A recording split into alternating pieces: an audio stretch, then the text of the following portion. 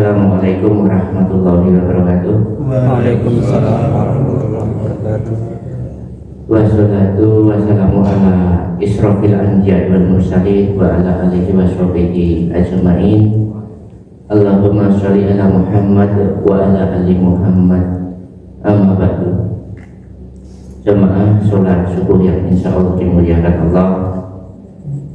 Marilah pertama yang dan utama selalu kita panjatkan rasa syukur kita kepada Allah Subhanahu wa ta'ala yang telah memberikan banyak kenikmatan kepada kita semuanya, serta salam dan sholawat kita haturkan kepada junjungan Nabi besar kita Muhammad sallallahu alaihi wasallam. Semoga di yaumul akhir nanti kita semuanya mendapatkan syafaat beliau. Amin, amin ya rabbal alamin. Jemaah semuanya, pada kesempatan pagi hari ini di gerakan subuh bersama hari ini nanti akan disampaikan materi terkait dengan tahlil Ramadan, sambutan datangnya bulan Ramadan yang nanti akan disampaikan oleh Bapak Ustadz Fakhruddin Nursyah LC. Kemudian nanti Bapak Ibu semuanya setelah materi disampaikan, jika ada hal yang akan ditanyakan terkait dengan materi, kami persilahkan. Setelah itu nanti Bapak Ibu semuanya kita lanjutkan untuk kegiatan rutin, yaitu kita nanti sarapan bersama. Kita nggak mungkin kabin guling boleh Pak?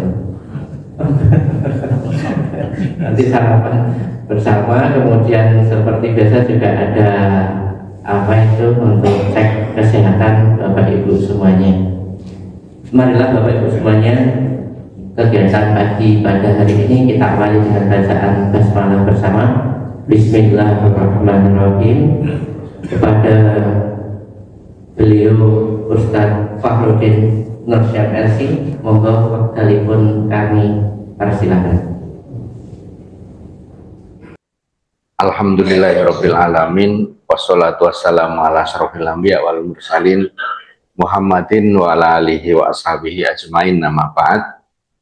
Bapak Ibu jamaah sholat subuh yang dimuliakan oleh Allah, alhamdulillah pada pagi hari ini kita termasuk orang-orang yang dimudahkan oleh Allah Subhanahu wa ta'ala untuk bangun awal dan melaksanakan sholat subuh secara berjamaah.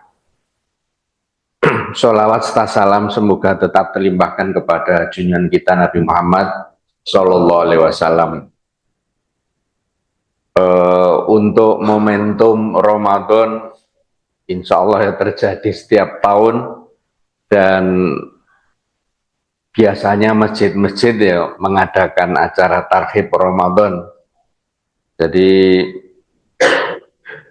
untuk temanya itu ya sering terjadi pengulangan. Makanya pada kesempatan pagi hari ini saya hanya menyampaikan ya semacam stimulan. Barangkali nanti ada bapak-bapak ibu-ibu yang punya permasalahan tertentu tentang Ramadan bisa disampaikan di sesi tanya jawab ya. Saya ingin menyampaikan dua hal. Yang pertama berkenaan dengan kegiatan subuh bersama. Ini kegiatan yang sangat bagus karena Rasulullah SAW menyampaikan bahwa sholat yang paling berat bagi orang-orang munafik itu ya sholat subuh. Jadi isya dan subuh, terutama subuh. Karena orang-orang munafik, mereka ingin sholat sekiranya banyak yang menyaksikan. Sementara subuh hanya sedikit orang yang menyaksikan. Terutama pada zaman Nabi, listrik belum ada ya. Bahkan masjid itu awalnya ya gelap. Awalnya gelap.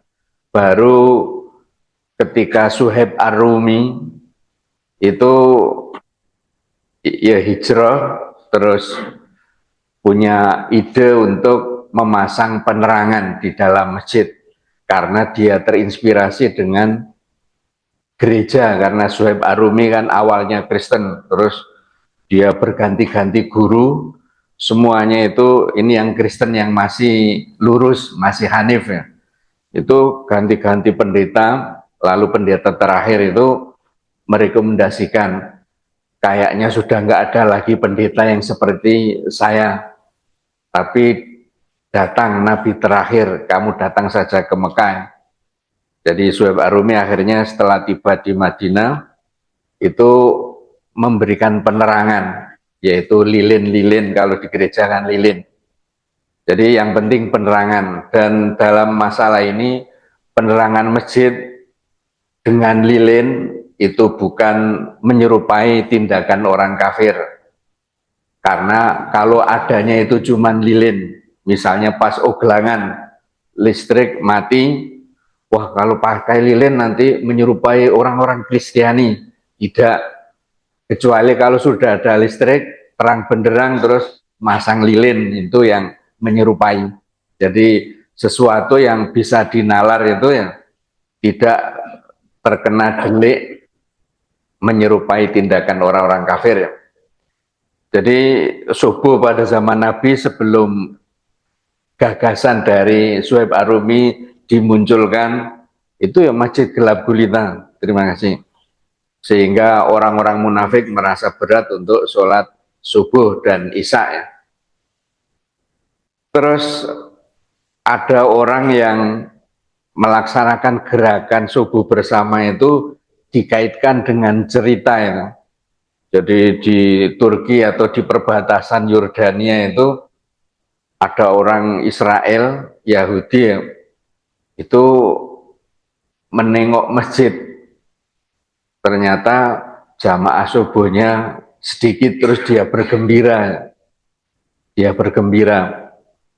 Terus kenapa? Ditanya oleh orang Islam yang kebetulan ya berpapasan itu, kenapa engkau kok senang melihat jumlah jamaah subuh itu sedikit? Ya berarti kami orang Yahudi masih aman. Karena menurut riwayat bahwa orang Islam yang bisa mengalahkan Yahudi, atau orang Islam akan bisa mengalahkan Yahudi kalau jumlah jamaah subuh sama dengan jamaah Jum'ah. Jadi itu cerita yang populer di kalangan kaum muslimin ya. Dan bisa jadi itu yang melatar belakangi gerakan subuh bersama. Tetapi sebenarnya riwayat itu ya di dalam kitab-kitab hadis tidak ada.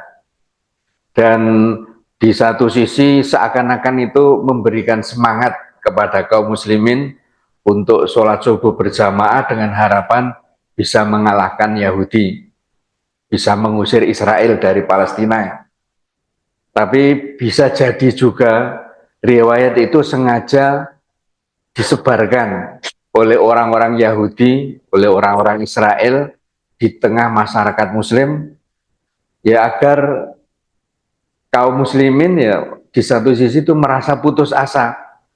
Karena untuk subuh bersama sehingga jumlah jamaahnya sama dengan jumlah jamaah sholat Jumat itu sibul mustahil, ya hampir mustahil. Jadi seperti jamaah kita ini kan berapa persen dari jumlah penduduk di perumahan kita ini ya? Mungkin nggak ada ya, dari 10 apa 20-30% kayaknya nggak ada ya. Atau nggak tahu kalau di Wonorejo ini masyarakatnya bagus ya, itu mungkin ya 50%. Jadi jumlah jamaah sholat subuh sama dengan jumlah jamaah sholat Jumat baru bisa mengalahkan Yahudi. Itu sengaja disebarkan untuk menggembosi. Jadi kesannya Yahudi itu kuat banget dan tidak mungkin terkalahkan sampai jumlah jamaah subuh sama dengan jumlah jamaah sholat Jumat. Dan ini hampir mendekati mustahil ya. Kecuali sholat subuhnya dipindah jam 10 siang.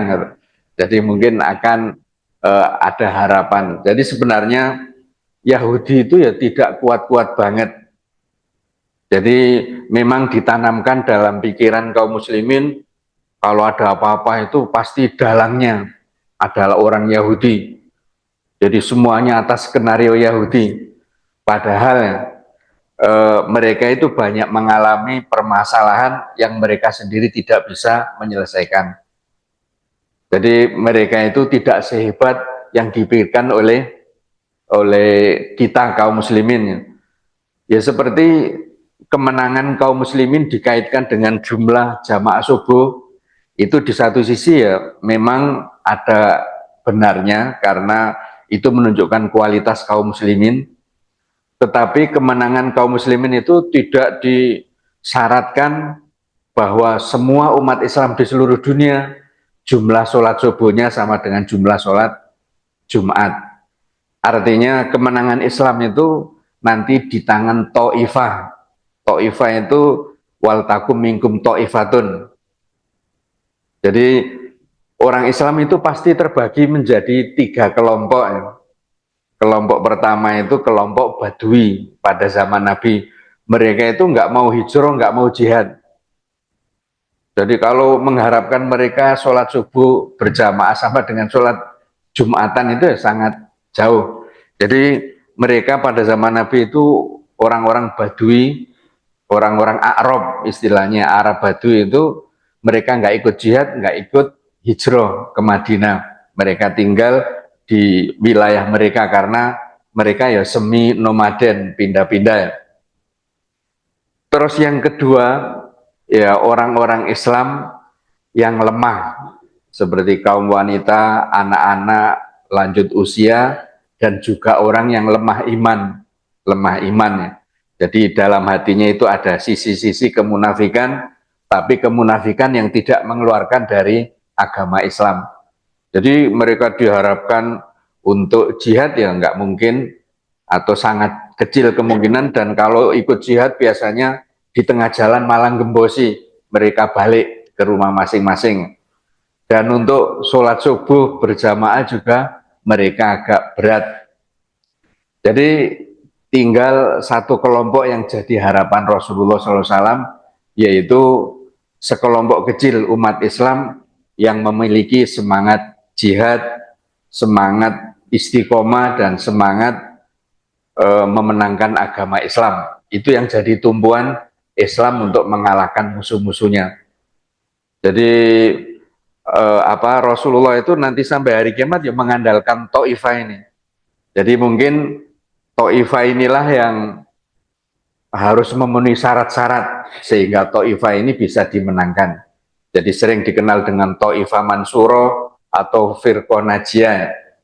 Jadi itu untuk mengalahkan Yahudi tidak harus kaum muslimin yang di Indonesia katakanlah 200 juta itu terus harus sholat subuh semuanya atau separuhnya, misalnya kan yang laki-laki saja yang wajib Jumatan, itu akan sangat memberatkan. Jadi sekarang saja untuk melawan mujahidin Gaza saja ya mereka kewalahan.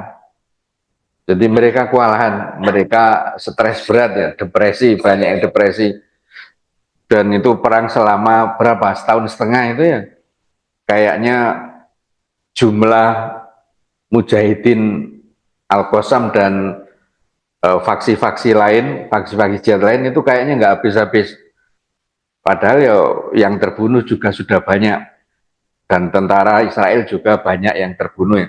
Jadi intinya untuk mengalahkan Israel atau Yahudi itu tidak harus menunggu jumlah jamaah sholat subuh sama dengan jumlah jamaah sholat Jumat. Jadi itu bisa jadi ya disebarkan di kalangan kaum muslimin untuk menggembosi harapan kaum muslimin bahwa mereka tidak akan bisa mengalahkan Yahudi sampai hal itu terjadi ya. Jumlah jamaah sholat subuh sama dengan jumlah jamaah sholat Jumatan. Karena sekali lagi kemenangan Islam itu ditentukan oleh sekelompok orang yang mereka memiliki semangat jihad, semangat dakwah, dan semangat memenangkan agama Islam. Ya kita lihat misalkan Salahuddin Al-Ayyubi itu bisa mengalahkan tentara Romawi atau bahkan Kristen seluruh Eropa dan bisa membebaskan Masjidil Aqsa. Pada saat itu kaum muslimin ya dalam kondisi lemah. Jadi dalam kondisi lemah. Tapi ada sekelompok orang yang punya kesadaran, itu yang akhirnya berjuang membebaskan Masjidil Aqsa. Jadi kalau nunggu semua kaum muslimin sholat subuhnya sama dengan sholat Jumat, itu akan sangat memberatkan. Makanya untuk bulan Ramadan ini, jadi setiap Ramadan biasanya oleh Allah ada tema-tema tertentu, ada peristiwa tertentu yang diharapkan bulan Ramadan itu mampu menanamkan kesadaran kaum muslimin untuk ya mengisi tema itu. Jadi untuk sekarang temanya ya membantu rakyat Palestina untuk membangun struktur infrastruktur mereka yang dihancurkan oleh orang-orang Yahudi. Jadi kita diharapkan memiliki solidaritas yang tinggi dan memberikan bantuan materi maupun doa agar kaum muslimin di Palestina dikuatkan oleh Allah Subhanahu wa taala dan bisa membangun kembali rumah-rumah mereka dan juga membangun kekuatan militer mereka sehingga suatu saat ketika orang-orang Yahudi berkhianat dan menyalahi perjanjian, itu kaum muslimin sudah memiliki kesiapan untuk menghadapinya ya. Dan mungkin selalu ada tamu-tamu dari Palestina mengunjungi beberapa masjid, itu tadi memberikan update perkembangan di Palestina dan juga menyemangati kita untuk mendoakan saudara kita di Palestina, juga memberikan sedikit donasi yang bisa kita berikan untuk mereka. Itu yang pertama. Yang kedua, mengenai Ramadan, jadi sudah menjadi semacam sunatullah ya, bahwa ibadah itu ada nilai ujiannya, nilai ujian. Jadi hikmah atau sebabnya itu yaitu ta'abudiyah, menguji kita apakah mau melaksanakan dengan sungguh-sungguh ibadah yang diperintahkan oleh Allah ataukah tidak, kecuali setelah iming-imingnya jelas, balasannya jelas ya. Jadi begini, untuk pahala ibadah, balasan atau ganjaran atas ibadah yang kita lakukan, biasanya oleh Allah dan oleh Rasulullah SAW disebutkan itu secara global, garis besarnya saja. Garis besarnya saja. Jadi tetapi ada sebagian kaum muslimin yang merinci-rinci banget, akhirnya jatuh dalam kesalahan. Itu ya. Jadi oleh Allah sengaja diglobalkan, misalkan sholat jamaah, itu oleh Allah akan diberi ganjaran 27 derajat. Kalau sendirian hanya 1 derajat. Tapi hakikat derajat itu seperti apa, kita nggak tahu. Dan Rasulullah tidak menjelaskan. Ya ada semacam isyarat-isyarat, misalnya derajat antara penghuni surga yang satu dengan penghuni surga yang lain itu berbeda 1 derajat itu jadi 1 derajat itu jarak antara bumi dengan bintang yang tertinggi. Ada isyarat seperti itu, tapi tidak bisa dipaksakan bahwa itu yang dimaksud dalam hadis 27 derajat itu ya. Jadi antara tingkatan ahli surga dengan ahli surga yang lain itu kalau beda amal solehnya itu ya, itu 1 derajat itu antara bumi dengan bintang yang tertinggi. Itu. Tapi apakah itu yang dimaksud dalam hadis 27 derajat untuk sholat jamaah? Wallahu a'lam ya. Juga bulan Ramadan, bahwa untuk puasa Ramadan itu kata Allah Ta'ala dalam hadis qudsi, asyamuli, puasa itu untukku, bukan untuk hamba-hambaku ya. Wa ana azibihi, dan aku yang memberikan balasannya, pahalanya secara langsung. Jadi asyamuli wa ana azibihi.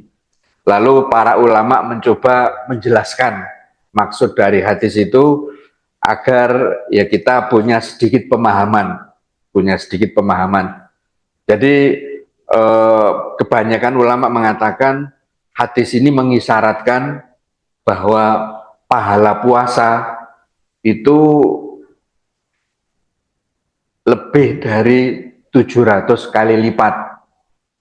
Ya karena secara umum amal kebaikan itu kata Rasulullah itu tudhoaf, dilipat gandakan 10 kali lipat. Jadi al hasanatu bi asri amsalihha. Kebaikan itu dilipatkan ganjaran dan pahalanya itu 10 kali lipat. Jadi itu ya. Terus sodako dilipat gandakan menjadi 700 kali lipat, bahkan lebih. Terus setelah itu kok Allah mengatakan puasa itu untukku dan aku yang akan membalasnya secara langsung. Sehingga ulama menyampaikan bahwa berarti pahala puasa kalau pas kualitasnya itu bagus, ya pahalanya bisa mengalahkan pahala sodako, berarti lebih dari 700 kali lipat. Tapi pasnya berapa ya? Wallahu alam. Terus isyarat yang kedua, Allah membalasnya secara langsung. Jadi kita tidak ingin menyerupakan Allah dengan makhluknya. Walillahil mathalul a'la, dan Allah itu teladan yang tertinggi dan tidak ada padadannya di antara hamba-hambanya. Jadi biasanya yang donatur kalau ngasihkan sumbangan ke masjid itu 10.000, 20.000 biasanya minta kepada panitia ditulis hamba Allah saja ya, karena sodakohnya atau bantuannya itu 10.000. Tapi ketika bantuannya itu 1 miliar, 2 miliar, biasanya dibawa langsung kepada panitia ya, tidak dimasukkan ke kotak infak, tapi diberikan kepada panitia dan ditulis nama terang. Bukan berarti itu otomatis riya, tidak. Riya itu urusan hati, hanya Allah dan orang itu yang tahu. Tapi biasanya seperti itu. Jadi kalau sumbangannya gede itu datang langsung ke panitia, ya untuk memastikan bahwa sumbangannya itu sampai ke tangan yang berhak. Jadi itu gambaran untuk hamba-hamba Allah seperti itu. Tapi Allah, kita tidak membandingkan untuk antara Allah dengan makhluknya, tapi Allah memberikan langsung itu semacam isyarat bahwa pahala puasa itu sangat besar. Makanya intinya pahala puasa sangat besar, dan kalau ada orang yang menentukan sekian itu ya bisa jadi benar, tapi seringkali jatuh dalam kesalahan. Seperti ada hadis pahala puasa di hari pertama ini, pahala puasa di hari kedua begini. Jadi itu ulama sepakat hadisnya palsu ya. Jadi setiap hari itu ada pahala yang berbeda, itu hadisnya palsu. Juga tentang hadis bahwa syahrul Ramadan itu awaluhu rahmah wa ausatuhu maghfirah wa akhiruhu idkun minanar. Jadi puasa Ramadan itu 10 hari pertama isinya ya rahmat, awalur rahmah wa ausatuhu maghfirah, dan 10 yang kedua itu ampunan dari Allah, dan 10 yang terakhir itu pembebasan dari neraka. Itu hadis oleh ulama meskipun terdapat dalam Sahih Ibnu Huzaimah, tapi Ibnu Huzaimah itu termasuk ahli hadis yang agak gampangan atau mutasahil, agak ya sering mensohhikan hadis yang ada kelemahannya.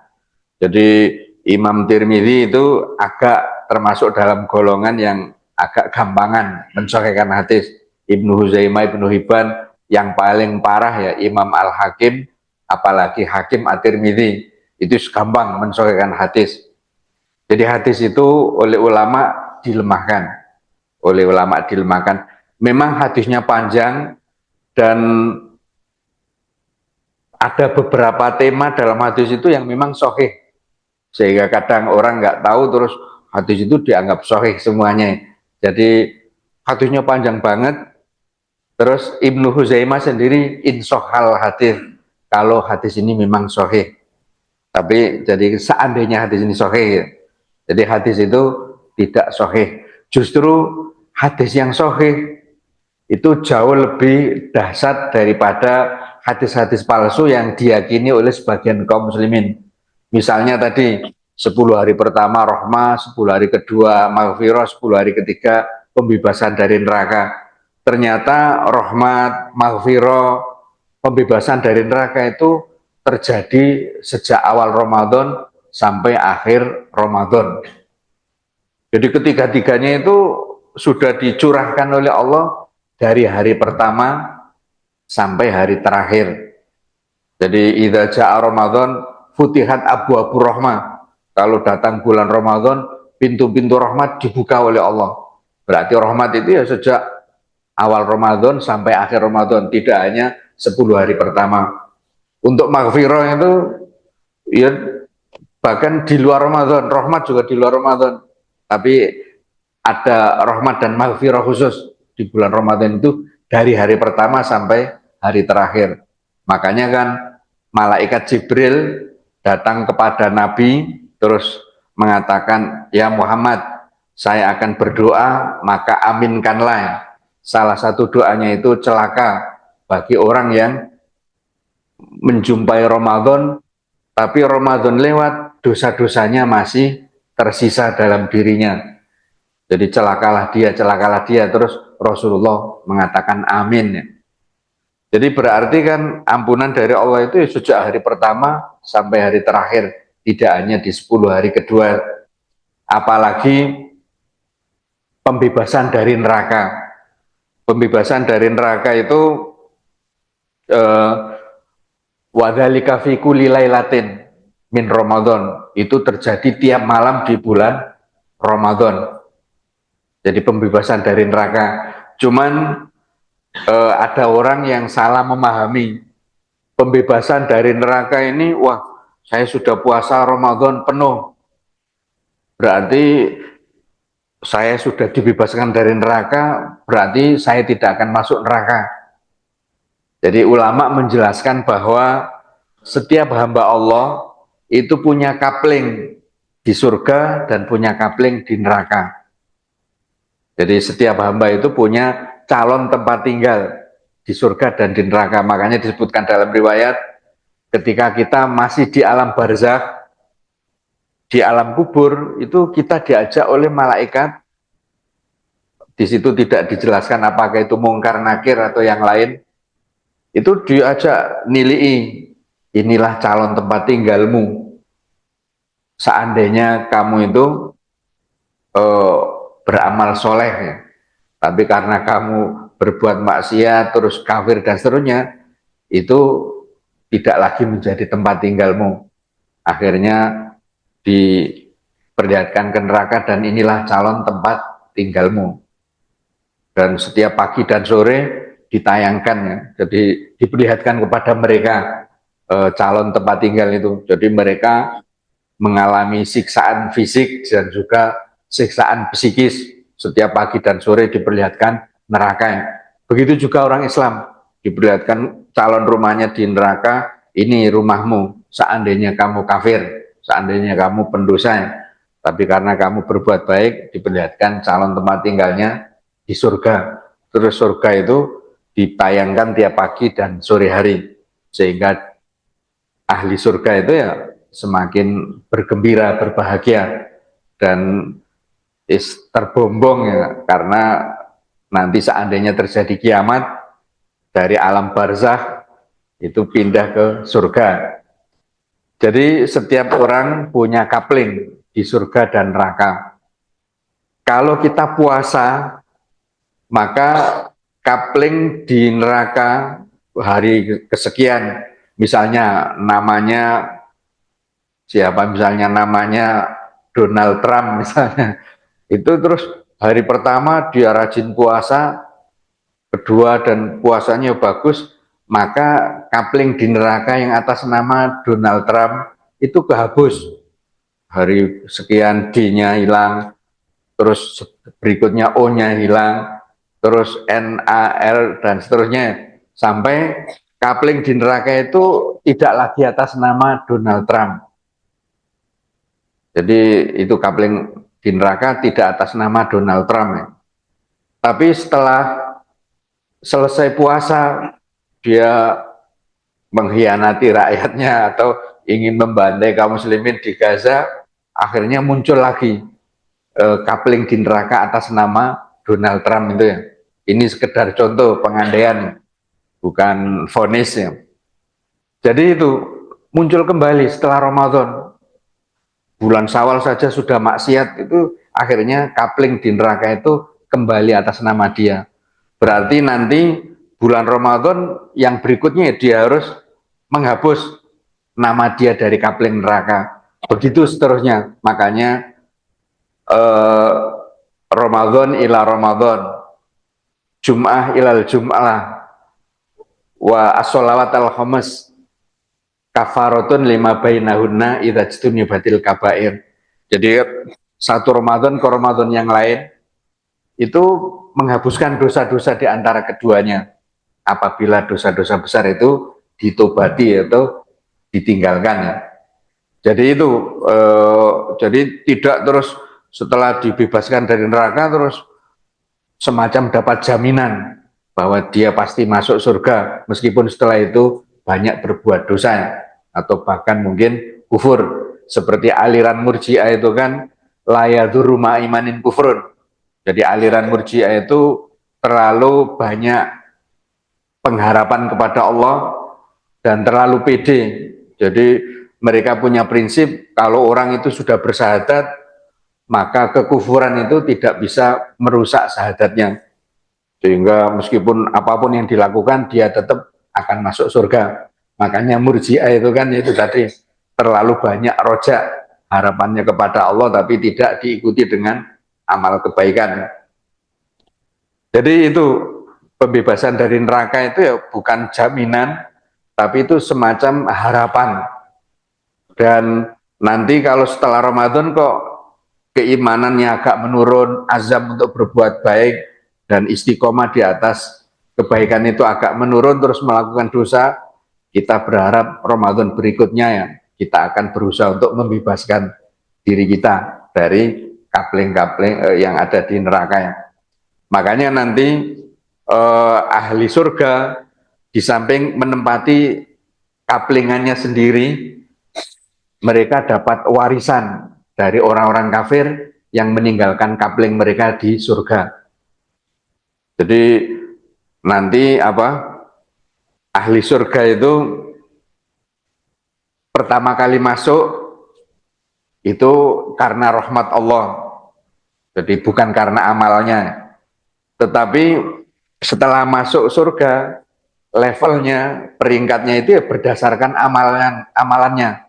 Jadi masuk surga berdasarkan rahmat Allah, levelnya di surga berdasarkan amalannya. Makanya biasanya di misalnya panitia pembangunan masjid itu kan menggalang dana itu ada kelas-kelasan itu ya. Ada bantuan yang donasi yang itu 1 juta, ada yang 500.000, ada yang 100.000, bahkan ada yang 20.000. Ternyata yang paling laris itu ya yang 20.000 ya, yang ngambil bantuan senilai 1 juta dan seterusnya itu jarang, sehingga panitia masjid mengatakan pintu surga yang 20.000 sudah habis. Kalau bapak-bapak ingin masuk surga lewat pintu 1 juta ya. Jadi apa istilahnya, level nanti di surga berdasarkan amalannya. Itu yang pertama. Setelah itu dia reuni dengan keluarga, ternyata ada anggota keluarganya yang hafal Quran. Padahal hafal Quran ini kan tingkatannya tinggi di surga. Jadi yuqalu li sahibil Quran iqra wartaqi.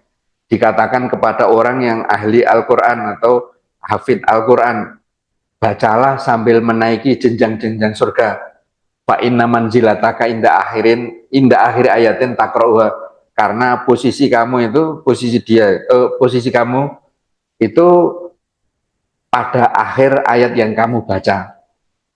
Kalau hafal banyak, itu kan ya jenjangnya sangat tinggi. Tapi kalau hafalannya kulhu, sedikit sudah berhenti, terus ngulang kulhu lagi, ya nggak tahu. Tapi itu intinya kalau hafalan Qur'annya banyak, insya Allah jenjangnya sangat tinggi. Nanti seluruh keluarganya itu akan reuni dan kumpul di anggota keluarga yang surganya tertinggi. Dan Allah itu matematika agama itu beda dengan matematika dunia. Kalau orang perhitungan orang dunia kan, wah ini biar mereka bisa reuni, yang tinggi diturunkan sedikit, yang rendah dinaikkan sedikit, kumpul di tengah-tengah. Tapi kata Allah itu alladzina amanu wattaba'atuhum dzurriyyatuhum biimanin alhaqna bihim dzurriyyatahum wa ma alatnahum min amali min syai'. Jadi orang yang beriman terus diikuti oleh anak cucunya, mereka beriman semua, maka akan kami kumpulkan bersama orang-orang beriman itu tanpa mengurangi sedikit pun dari pahala mereka. Jadi akan dikumpulkan di surga anggota keluarga yang tertinggi. Itu jadi awal modal awalnya amal, setelah itu karena ada anggota keluarga yang hafalannya banyak, surganya naik tingkat tinggi. Terus yang ketiga, itu dapat tambahan warisan dari orang-orang kafir. Jadi orang-orang kafir kan, kapling-kapling mereka banyak yang ditinggalkan. Jadi kosong, itu diwariskan kepada kaum muslimin. Jadi urith tumuha bima kuntum tak malun, itu akan diwariskan kepada orang-orang Islam yang masuk surga. Sehingga surganya semakin tinggi dan semakin mewah, semakin penuh dengan berbagai kenikmatan yang mata kita belum pernah melihat, telinga kita belum pernah mendengar, dan belum pernah terlintas dalam pikiran kita.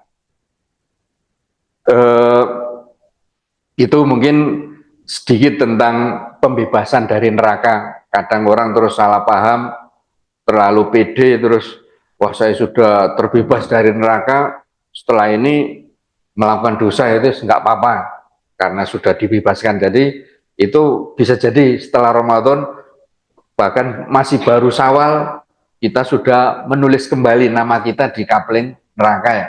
Makanya kita harus berusaha untuk menjaga. Jadi Rasulullah juga mengharapkan seperti itu. Ramadan kita puasa 30 hari atau 29 hari, itu harapannya Syawal itu ya 6 hari. Kalau bulan-bulan lain selain Ramadan itu 3 hari, Syawal ini 6 hari. Diharapkan itu kita laksanakan untuk menjaga. Jadi setiap ibadah itu ada pengawalnya, ada qobliyah dan ba'diyahnya. Untuk Sya'ban itu bulan di mana Rasulullah banyak puasa. Cuman bagi orang tertentu yang ada sebab tertentu itu 15 terakhir dari bulan Sya'ban itu tidak dianjurkan untuk puasa. Rasulullah mengatakan, idza baqiya nisfun min Sya'ban fala tasumu. Jika Sya'ban tinggal separuh, janganlah kamu berpuasa. Ini larangan ini bukan untuk semua orang, tapi untuk orang khusus, yaitu yang pertama, orang yang fisiknya agak lemah. Kalau dia puasa di akhir Sya'ban, di hari-hari terakhir Sya'ban, dikhawatirkan saat Ramadan malah fisiknya semakin turun, semakin lemah, akhirnya pas puasa opnam di rumah sakit.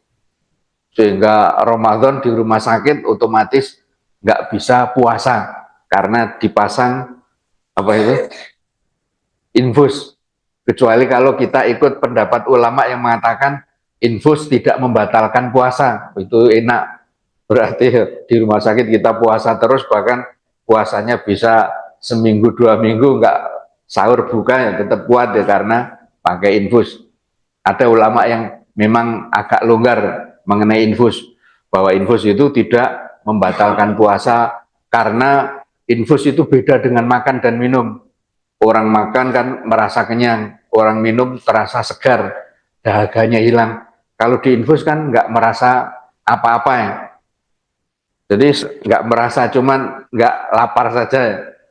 Kecuali nanti kalau ada infus rasa rendang, infus rasa stroberi, mungkin ulama itu pendapatnya akan berubah.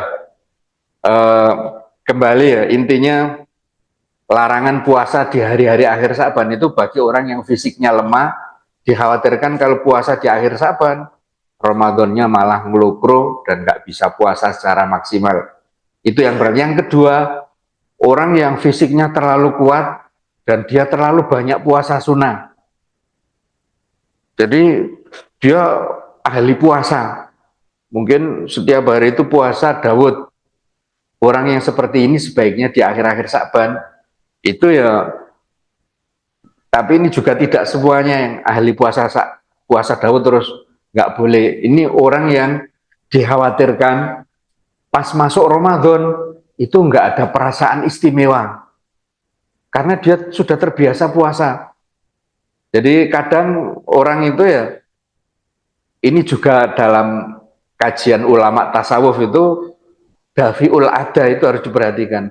Dorongan kebiasaan saat ibadah itu harus diperhatikan. Kadang ada orang itu enteng melakukan satu ibadah, ternyata motivasinya tidak murni mengharapkan pahala dari Allah, tapi karena sudah biasa. Untuk ibadah tertentu yang dia belum biasa, dia keberatan.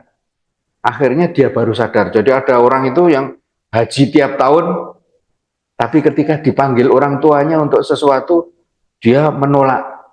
Akhirnya oleh ulama dinasihati, kamu tiap tahun haji dengan begitu entengnya.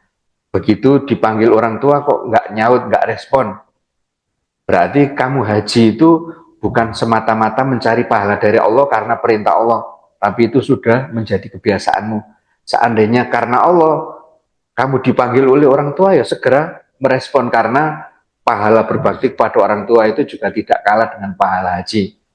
Jadi kadang itu orang yang ahli puasa, sering puasa, masuk Ramadan itu kayaknya nggak ada rasa istimewa. Jadi misalnya mohon maaf, misalnya ada orang yang pekerjaannya itu menjadi apa itu guide untuk ya menjadi mutawif istilahnya itu ya, yang mengiringi jamaah umroh. Itu anggotanya semangat berdoa, nangis-nangis, tapi mutawifnya itu kadang angler tidur di hotelnya atau ngantuk. Ya karena dia setahun itu berangkat 4 kali, 3 kali ya misalnya.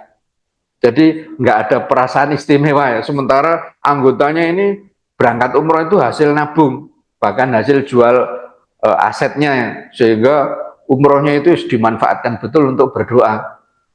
Jadi kadang seperti itu, tapi tidak semuanya. Dulu ada almarhum Ustadz Mu'in itu, meskipun beliau haji tiap tahun mengawal umroh, tapi doa beliau itu maksimal.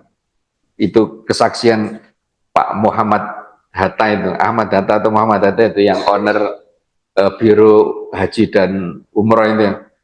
Ustadzmu ini doanya tenanan, nangis-nangis di dekat Ka'bah itu ya, sambil doanya oleh Ahmad Hatta itu atau Muhammad Hatta itu di apa, diceritakan, istakmilni ya Allah, istakmilni Allahumma istakmilni. Jadi intinya Ustadzmu ini berdoa, ya Allah pekerjakan aku di jalanmu, pekerjakan aku di sabilillah. Minta itu, jadi nggak minta cuti, tapi minta disibukkan di jalan Allah. Makanya beliau menjadi orang yang sangat sibuk ya dalam dakwah dan perjuangan Islam ya. Jadi tidak semuanya. Jadi seperti itu, orang yang sering puasa terus tidak merasa istimewa ketika Ramadan datang. Padahal para sahabat itu apa, ketika menyambut Ramadan itu luar biasa. Ketika ada satu, kalau dalam riwayat itu Abu Bakar, dalam riwayat yang lain itu Abu Bakr ya. Itu pada saat menjelang Rojab itu istrinya beli semacam apa itu ya, ya sabluk apa ya, atau apa kuali, atau pokoknya alat masak yang besar. Terus oleh suaminya Abu Bakar atau Abu Bakar itu ditanyakan, ini untuk apa? Ini untuk menyongsong bulan Rajab. Akhirnya bejana itu ditendang oleh Abu Bakar. Apakah kamu ingin menyerupakan bulan Rajab dengan bulan Ramadan? Jadi persiapan untuk Ramadan itu sesuatu yang sudah biasa dilakukan oleh para sahabat. Tapi untuk menyongsong bulan Rajab dengan persiapan yang sama dengan Ramadan, itu justru tidak terpuji karena kita menyamakan bulan-bulan lain dengan bulan Ramadan. Karena bulan Ramadan ini bulan yang sangat istimewa. Itu apa istilahnya, ya prolog saja ya. Jadi saya kalau masuk fikih kayaknya dulu ya sudah pernah ngisi di sini tentang fikih puasa, sehingga nanti kalau ada yang bermasalah silakan tanya. Terus berikutnya ya sekedar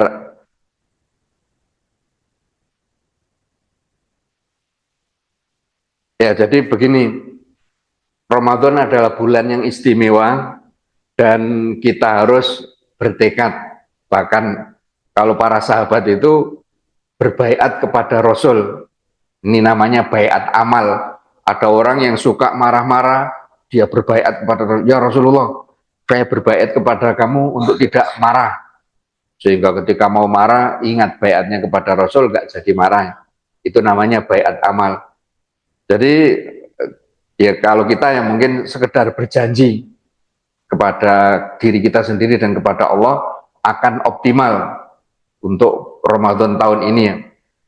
Jadi kita masing-masing insya Allah bertekad agar Ramadan tahun ini kita bisa beribadah secara maksimal. Tentu saja kita harus tahu langkah-langkahnya untuk mengoptimalkan bulan Ramadan. Yang pertama tentu saja ketika Ramadan tiba atau para sahabat sebelum Ramadan, jadi setengah tahun sebelum Ramadan masuk itu mereka sudah persiapan, termasuk persiapan finansial, sehingga nanti bisa optimal selama Ramadan, keuangannya disiapkan. Terus juga mentalnya, rohaniahnya itu disiapkan. Intinya menurut mereka, Ramadan itu bulan panen, bukan bulan menanam. Jadi minimal itu Rajab, bulan menanam, terus Sya'ban, bulan memupuk dan merawat, Ramadan itu bulan memanen. Itu rata-rata ulama zaman dulu seperti itu minimalnya. Tapi ada yang sejak setengah tahun sebelum Ramadan sudah persiapan. Tapi kita kan rata-rata Ramadan itu baru nanam.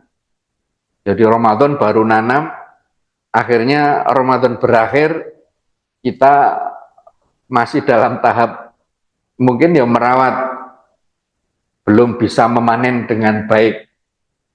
Jadi kan ibarat orang telat nanam, mau panen malah diserang hama, mau panen malah dipanen tetangganya ya, didului codot dan yang lainnya. Jadi karena telat atau terjadi pusuh karena nggak ada hujan dan seterusnya.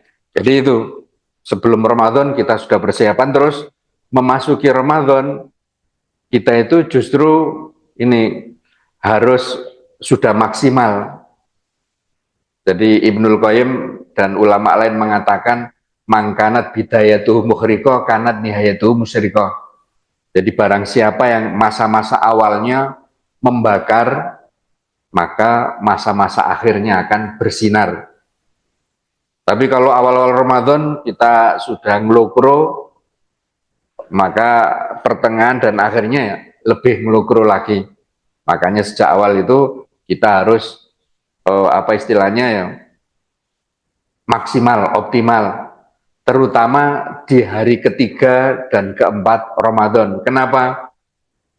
Karena di hari pertama Ramadan itu ada semacam euforia,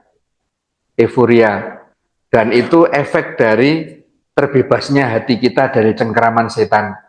Jadi kan dalam hadis idza jaa Ramadan futihat abwabul jannah wa ghuliqat abwabun nar wasufidati sayatin.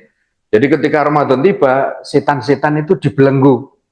Karena tangannya dibelenggu, otomatis cengkeraman terhadap hati kita itu terlepas. Jadi inna syaiton jathimun ala qalbi ibni Adam. Setan itu mencengkeram hati anak Adam. Begitu Ramadan tiba, cengkeramannya lepas, dan itu akan menimbulkan apa itu kalau dalam dunia kedokterannya, itu semacam euforia. Yang nggak pernah sholat di masjid datang ke masjid. Jadi itu ada semacam itu efek dari lepasnya hati kita dari cengkeraman setan. Yang nggak pernah puasa jadi puasa. Jadi makanya itu hanya berlangsung tadi 3 hari, 2 hari. Setelah itu kembali tidak puasa lagi, kembali tidak ke masjid lagi. Karena apa? Karena setelah itu adalah kebiasaannya. Dan setan sudah mengantisipasi. Jadi sebelum Ramadan mungkin godaannya dimaksimalkan terus sudah membangun kebiasaan. Akhirnya setelah 3 hari itu kita diarahkan oleh kebiasaan-kebiasaan kita. Makanya setelah kita terbebas dari cengkeraman setan, yang jarang sholat jadi sholat itu harus dipertahankan di hari 3, 4 sampai seterusnya. Dengan begitu insya Allah di 10 kedua, 10 ketiga kita masih bisa tetap maksimal ya. Jadi langkah awal ini sangat menentukan. Apalagi kalau ada orang terus datang Ramadan itu sudah merasa wah Ramadan lagi, puasa lagi, kurang tidur lagi ya. Itu ya Ramadannya tidak akan optimal. Jadi ada nenek-nenek yang ikut lari jauh maraton itu. Jadi ternyata dia bisa sampai ke finish. Padahal ada yang masih muda-muda itu nggak sampai finish. Akhirnya dia diwawancarai oleh wartawan. Oh, kok kuncinya apa, rahasianya apa kok nenek bisa sampai ke garis finish? Kata si nenek itu kuncinya itu ya langkah awal. Seandainya saya tidak melakukan langkah awal, saya tidak akan pernah sampai ke garis finish. Jadi makanya kita harus di awal Ramadan kita sudah maksimal. Terus ini biasanya disampaikan oleh Ustadz itu di saat saat itikaf. Jadi sehingga jamaah merasa telat mendapatkan pelajaran itu ya. Jadi untuk hadis Rasul yang disampaikan kan idza dakhalal asro atau idza dakhala asrul awakhir min Ramadan, apabila 10 hari terakhir Ramadan masuk, itu Rasulullah ini sadami zarohu mengencangkan ikatan sarungnya itu ya, simpul bubetan sarungnya itu dirapatkan, dikencangkan. Ulama menjelaskan bahwa itu isyarat di 10 hari terakhir Rasulullah nggak melakukan hubungan intim dengan istrinya ya. Terus kapan beliau melakukan hubungan intim? Kalau 10 hari terakhir sibuk dengan iktikaf dan ibadah. Ternyata dalam ayat Al-Quran itu justru di 10 hari pertama dan kedua itu. Jadi ada ayat itu fal'ana basiruna wabtahu ma kataballahu lakum. Jadi maka sekarang kumpulilah istri-istri kalian dan carilah apa yang ditetapkan oleh Allah untuk kalian. Jadi ulama menyampaikan bahwa basiruhuna itu artinya jami'uhuna, kumpulilah istri-istri kalian. Terus wabtahu ma kataballahu lakum, carilah apa yang ditetapkan oleh Allah untuk kalian, itu adalah anak. Jadi di hari-hari Ramadan pertama dan 10 hari pertama dan kedua itu kesempatan untuk melakukan hubungan intim suami istri, terus ditambahi lagi berharap agar menjadi anak, sehingga nanti anaknya itu ya anak yang baik karena terjadi pembuahan itu di bulan Ramadan.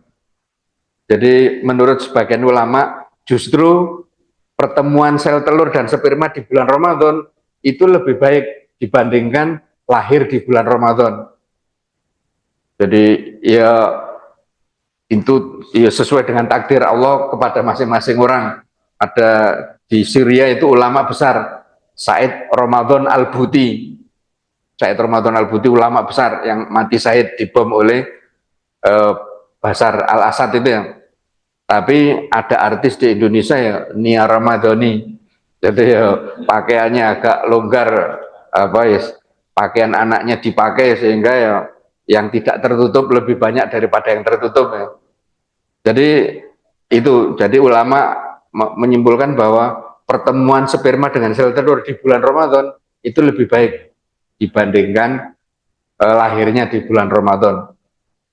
Jadi itu 10 hari pertama kedua silakan melakukan hubungan intim suami istri dan berharap akan jadi anak ya. Terus di 10 hari terakhir kita maksimalkan fokus untuk ibadah. Kayaknya nanti waktu untuk tanya jawab habis itu selebihnya untuk tanya jawab fikih saja. Saya kurang pede untuk ngisi fikih karena diulang-ulang terus nanti jadi khawatir sudah tahu terus menggarami air laut ya. Monggo barangkali ada yang ingin bertanya dipersilahkan.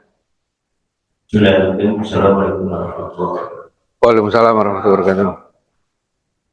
Bapak yang mau saya tanyakan, kejadian itu sering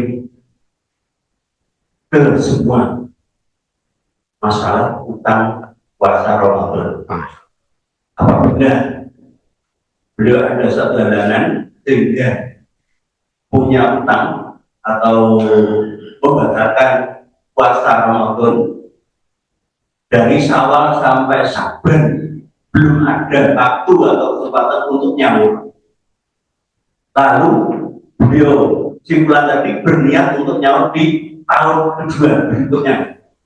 Ada ulama yang mengatakan kalau kamu nyaur untuk tahun kedua atau berikutnya dilipatkan jumlahnya.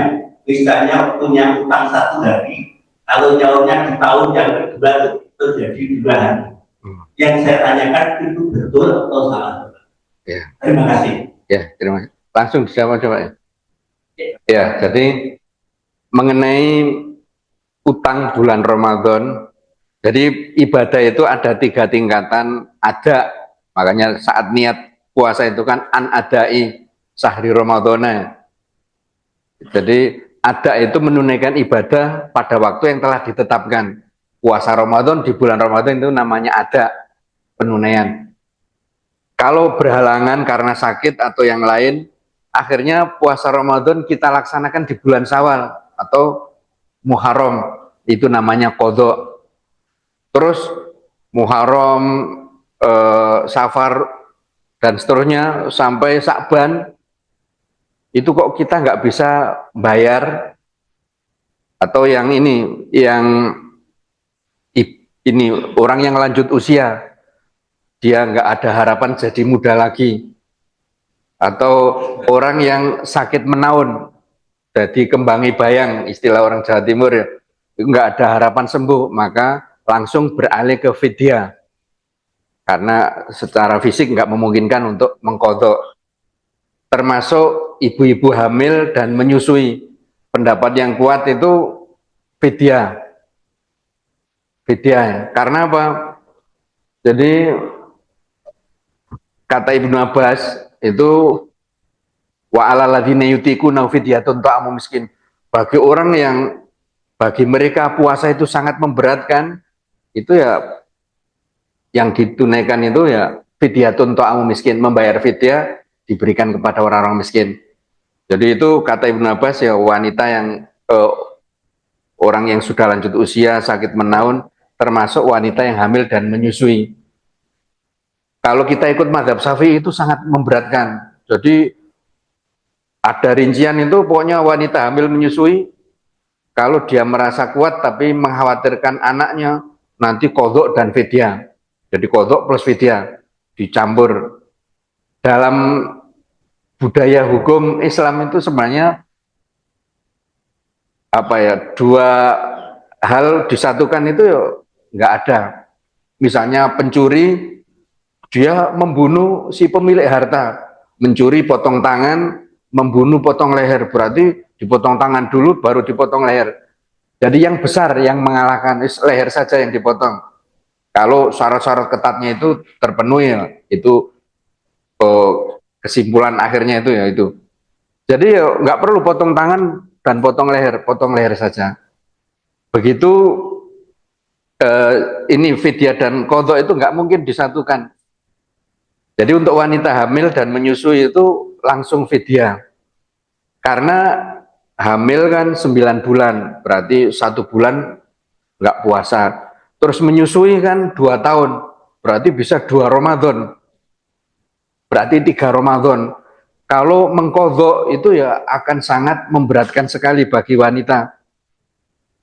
Terutama bapak-bapaknya nggak bisa senang-senang dengan ibunya selama 3 bulan.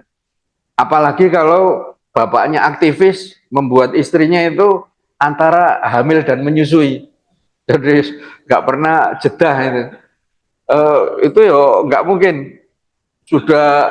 Sudah fidyah terus qadha. Makanya untuk ibu-ibu hamil dan menyusui langsung fidyah, Terus kalau qadha itu memang Sa'ban terakhir, yang normatif itu Sa'ban. Aisyah itu kan mengqadha puasa Ramadan tahun kemarin itu bisanya di bulan Sa'ban karena sibuk melayani Rasulullah SAW. Jadi sibuk melayani Rasulullah SAW. Jadi bukan berarti Aisyah nggak pernah puasa sunnah. Ya ketika Rasulullah puasa sunnah ya beliau ikut puasa sunnah. Tapi yang pada saat Rasulullah nggak puasa sunnah ya beliau itu jaga-jaga, takut mengecewakan Rasulullah ya. Apabila beliau menginginkan kok Aisyah dalam keadaan puasa, itu kayak kasihan. Akhirnya Aisyah memilih tidak puasa kecuali di Sa'ban. Sudah nggak ada kesempatan lagi, bulan berikutnya sudah Ramadan. Itu Aisyah mengqadha puasanya itu di bulan Sa'ban. Terus seandainya bulan Sa'ban nggak bisa qadha, itu apakah langsung beralih ke fidyah? Itu kalau memang orang yang sudah nggak ada harapan, hitung-hitungan di atas kertas nggak mungkin mengqadha, itu bisa ganti ke fidyah. Tapi ya misalnya pekerja berat yang tidak ada cuti, itu ulama mengatakan dia boleh langsung fidyah. Karena kalau nggak bekerja ya nafkah untuk keluarganya nggak terpenuhi, sementara nggak ada cuti, itu langsung fidyah. Tapi kalau dia bukan pekerja berat yang tiap hari kerja terus nggak ada cuti, dia sebenarnya longgar tapi ya mungkin semangatnya yang turun naik. Maka orang seperti ini tetap qadha. Jadi pilihan utama kan ada, pilihan kedua qadha, pilihan yang terakhir itu fidyah. Jadi tidak langsung ke fidyah kecuali kalau qadha tidak memungkinkan menurut hitung-hitungan kita. Kalau masih ada kemungkinan bisa membayar utang, itu tetap qadha yang utama, itu qadha ya. Terus qadhanya setelah Ramadan berikutnya ya gimana? Sah, tapi pahalanya yang berkurang. Jadi tidak ditambahi 1 hari jadi 2 hari, itu malah nggak terlaksana terus. Jadi dan Allah itu ya tidak jahat-jahat banget ya, Allah itu nggak jahat ya. Jadi intinya ya Allah itu malah penuh dengan kasih sayang kepada hambanya. Jadi la yukallifullahu nafsan illa wus'aha. Wong 1 hari saja nggak terlaksana, apalagi diberi hukuman dua kali 1 hari. Jadi pahalanya yang berkurang. Dalilnya mana? Ya meskipun dalam urusan ibadah itu nggak berlaku analogi, tapi semuanya tadi yang didobel itu ya nggak ada dalilnya. Tapi yang tidak perlu didobel tapi pahalanya dikurangi, itu tersirat atau ada isyarat. Jadi ada isyarat itu zakat fitri. Zakat fitri itu kan man addaha qabla sholat fahiya zodakotun makbula. Barang siapa menunaikan zakat fitri sebelum sholat id, maka itu zakat yang diterima. Waman addaha ba'da sholat, barang siapa yang menunaikan setelah sholat id, fahiya sodakotun minas sodakot. Itu nilainya sodako biasa. Jadi kalau sudah lewat waktunya, itu nilainya sodako biasa. Tapi kalau sebelum masih waktunya, itu sodako yang diterima oleh Allah, pahalanya lebih besar. Jadi itu kodok itu sampai Ramadan berikutnya, kalau kita kodok di waktu itu pahalanya banyak. Tapi kalau di tahun kedua itu apa istilahnya, di tahun kedua pahala kodoknya berkurang, pahalanya kodoknya berkurang, dan itu mungkin lebih masuk di akal ya dibandingkan di double. Mungkin itu jawaban dari saya. Ada pertanyaan lagi? Allahumma inna nas'aluka bi annana nasyhadu annaka antallah la ilaha illa antal ahadus samadul ladzi lam yalid wa lam yulad wa lam yakul lahu kufuwan ahad. Allahumma sholli ala Muhammad wa ala ali Muhammad kama sholaita ala Ibrahim wa ala ali Ibrahim wa barik ala Muhammad wa ala ali Muhammad kama barakta ala Ibrahim wa ala ali Ibrahim fil alamin innaka Hamidum Majid. Allahumma fir lana wa li walidina wa li jami'il mu'minina wal mu'minat wal muslimina wal muslimat al ahya' minhum wal amwat innaka sami'un qaribun mujibud da'wat ya qadiyal hajat. Allahumma ja'al tajammu'ana hadza tajammu'an marhuma waj'al tafarruqana min ba'di tafarruqan maksuma. Ya Allah, jadikanlah pertemuan kita pagi ini sebagai pertemuan yang penuh dengan limpahan rahmat-Mu, dan jadikanlah perpisahan kami setelah ini perpisahan yang senantiasa berada dalam lindungan-Mu. Rabbana arinal haqqa haqqa warzuqna tiba'ah wa arinal batila batil warzuqna istinabah. Ya Allah, tunjukkan kami kepada yang hak dan berikan kami kemampuan untuk melaksanakannya, dan perlihatkanlah kepada kami kebatilan sebagai satu kebatilan, dan berikan kami taufik untuk meninggalkannya. Rabbana dzalamna anfusana wa illam taghfir lana wa tarhamna lanakunanna minal khasirin. Ya Allah, kami telah mengenai diri kami, dan seandainya Engkau tidak memberikan ampunan kepada kami, niscaya kami termasuk orang-orang yang merugi. Allahumma ya Allah, Allahumma barik lana fi Sa'ban. Ya Allah, berkahilah kami di bulan Sa'ban. Wa balighna Ramadan, dan sampaikanlah kami kepada bulan Ramadan. Allahumma barik lana fi Sa'ban wa balighna Ramadan. Ya Allah, berkahilah bulan Sa'ban untuk kami dan sampaikanlah kami kepada bulan Ramadan. Allahumma ja'alna minan najihin wal falahin fi adai Ramadan al-muqbil. Ya Allah, jadikanlah kami orang yang sukses, berhasil dalam menunaikan ibadah-ibadah di bulan Ramadan yang akan datang. Rabbana atina fid dunya hasanah wa fil akhirati hasanah wa qina adzabannar. Subhana rabbika rabbil izzati amma yasifun wa salamun alal mursalin walhamdulillahi rabbil alamin. Wassalamualaikum warahmatullahi wabarakatuh.